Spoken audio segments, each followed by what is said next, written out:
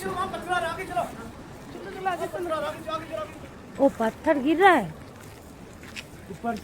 আগের ভিডিওতে দেখিয়েছিলাম পাহাড় কত সুন্দর, আজ আবার দেখা যাচ্ছে পাহাড়ের আরেক রূপ।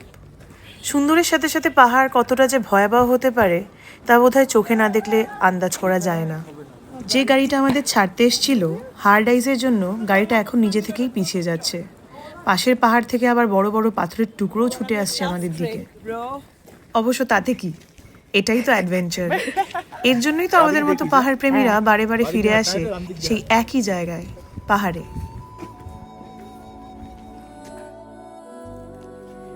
বাঘিনী গ্লেশিয়ার ট্রেক পথের আরও একটা আকর্ষণীয় বিষয় হলো পথের চারদিকে যেখানেই তাকানো যাবে সেখানেই এই দেবদারু ফল।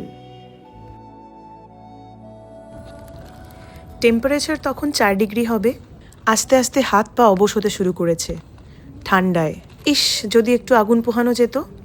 আর কি, যেমন ভাবনা তেমন কাজ। দেরি না করে ক্যাম্প পৌঁছতে না পৌঁছতেই দলের সবাই মিলে কাঠভুষো জোগাড় করে আগুন জ্বালালাম। আজ তো আবার ক্রিসমাস।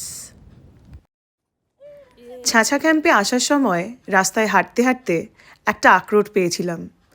জানি না কে ওখানে আমাদের জন্য এই আখরোটটা রেখে গেছিল, সেটাই ভাঙবার প্রচেষ্টা চলছিল।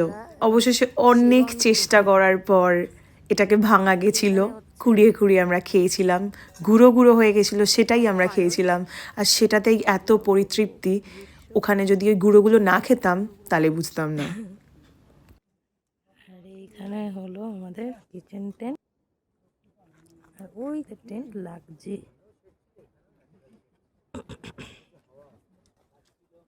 ক্রিসমাস ট্রি, জঙ্গলের মাঝখানে। এই হচ্ছে টিম, হচ্ছে পাহাড়, এই হচ্ছে আগুন, আর এখন খাওয়া চলছে আখরোট। Yes, walnut. ফোকাস হচ্ছে না যেটা।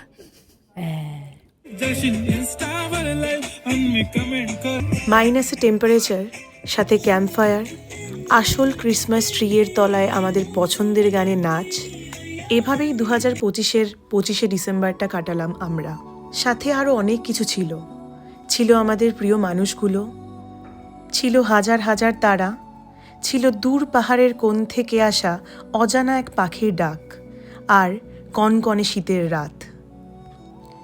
এ যেন এক আলাদাই অনুভূতি, যা কখনো বলে বোঝানো সম্ভব নয়। এই অনুভূতি কেবলই অনুভব করতে হয়।